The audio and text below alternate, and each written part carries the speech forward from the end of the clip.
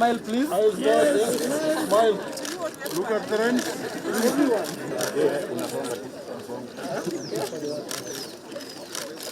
Can see this is a photo, About to plant a photo, chest and stomach ache, and a very precious medicinal.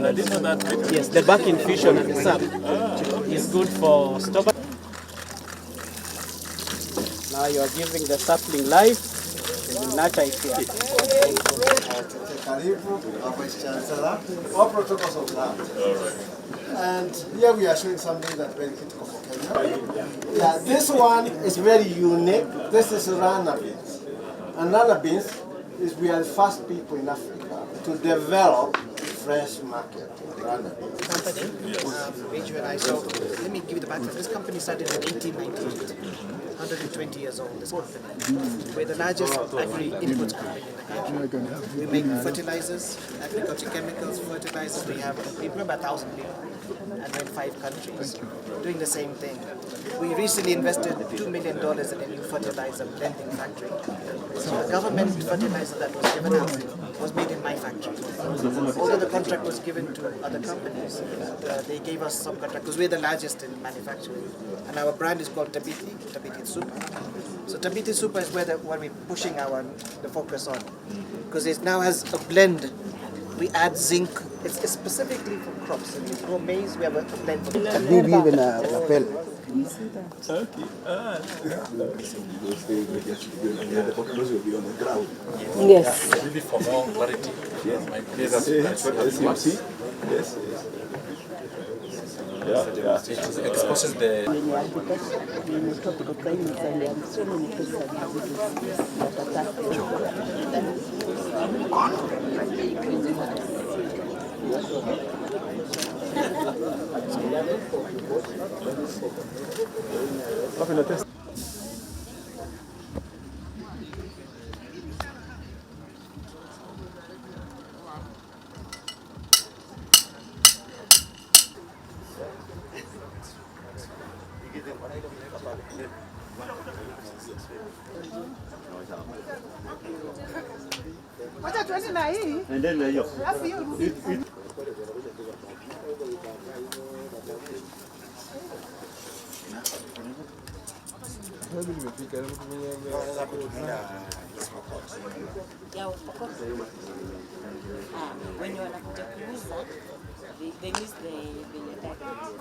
So I'll now officially welcome the choir. Wenye hawatoki kufanya kazi kuboresha chuo chetu, kufanya kazi kuboresha chuo chetu. Kenya itakuwa mikononi mwetu, kifani leo kesho watakuwa viongozi wetu. Wenye daima Kenya itakuwa chuo chetu Nairobi tunasonga mbele, wote tunawapa hepu. Chuo chetu Nairobi, daima Kenya itakuwa. Entertainment from maids in the university, actually showcasing their innovation and creativity to the world.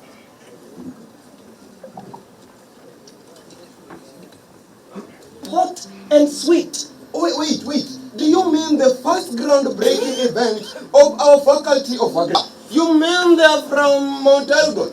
No, I don't think so. Lazima tuungane.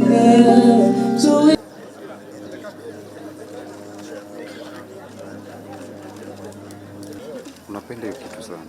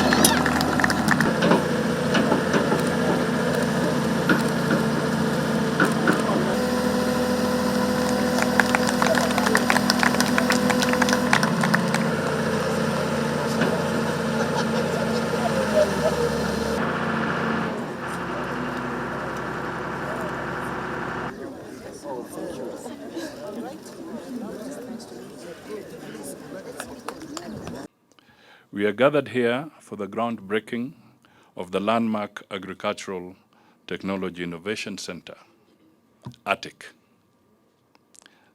This initiative, that is a partnership between the University of Nairobi and Elgon Kenya Limited, marries the vast knowledge and expertise of academia with the financial strength of industry. This center is intended to be a leading agricultural innovation hub that will anchor sustainable agricultural development in our country. I therefore extend my heartfelt appreciation and that of the Government of Kenya to the University of Nairobi and Elgon Kenya Limited for this remarkable endeavor. In transforming our agricultural sector, the center will enrich the lives of Kenyans, and we do not say this in vain. The agricultural sector is the backbone of our economy, contributing approximately 33% of Kenya's gross domestic product. The sector also employs more than 40% of the total population and 70% of the rural population. Nonetheless, there is rising demand for agricultural products given by population growth. For instance, Kenya's population is estimated to hit 55 million this year. To meet the rising demands of this rapidly growing population, we must invest and annually increase agricultural production by a minimum of 2%. This is despite economic hardships, climate change, land scarcity, dwindling water resources, decreasing agrodiversity, and soil fertility, besides post-harvest losses. Institutions specialized in science, technology, and innovation, such as ATIC, that will allow more production for less, are our beacon of hope. The power of agricultural technologies and innovations has already been demonstrated across the world.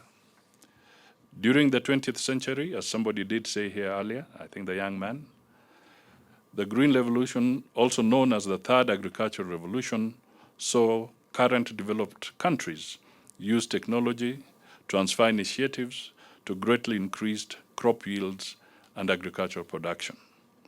These changes in agriculture spread globally till the late 1980s, when the combination of high-yielding crop varieties, fertilizers, and pesticides, coupled with mechanization led to a threefold increase in grain yields against a 30% increase in cultivated land. In an agricultural economy such as ours, we should never apologize for innovating, especially when increases in agricultural productivity trigger outcomes that result in improved livelihoods. Examples of flourishing farms in the deserts of Israel and other parts of the world are quite relevant in our adaptation of agricultural technologies and innovations. In any case, studies show that we can reduce the number of poor people by 1% for every 2% increase in crop productivity. It will be amiss of me if I did not mention a pertinent issue affecting public universities. This is the issue of insolvency. Inasmuch as innovations such as ATIC will enhance the efforts in university financial sustainability, university managements have the responsibility to protect scarce resources by putting them to proper use. Recent reports about the financial resources of universities are not encouraging, and austerity measures are called for. I have recently issued strict policy measures to guard against graft and wastage in state corporations, and universities are no exception. The Inspectorate of State Corporations has clear instructions to discharge its mandate in holding state corporations management accountable for financial malfeasance. There will be frequent inspection of individual state corporations and universities to ensure conformity with statutes, regulations, and policies. In particular, boards or councils and the CEOs must respect the division of labor between them as a matter of course to enhance effectiveness and efficiency. But it is not all about punishment. We have invested in their capacity building under the State Corporations Advisory Committee. And I just want to emphasize that indeed the President, who is also an alumni and I, has this year in his budget enhanced the resources going to universities from 44 billion Kenya shillings on an annual basis to about 85 billion Kenya shillings. So this statement is underpinned by the increase in the budgetary allocations for all our institutions. When we talk of a partnership and we talk of privatization, can you imagine if we were to talk about the Kenya Airports Authority partnering with an American entity or a British entity or any other, even Middle East, so that you can have the injection and infusion of private sector efficiency and the management of the Kenya Airports Authority pooling together? Can you imagine what you can do in terms of getting the resources to modernize our airports and our aviation in that space by partnering? And she said, when people resist, whether we like it or not, the Kenya Airports Authority and its infrastructure still remains a structure, an investment that is embedded in Kenya. She concluded by saying, I can never uproot it and take it to Los Angeles. It will always be an asset in Kenya.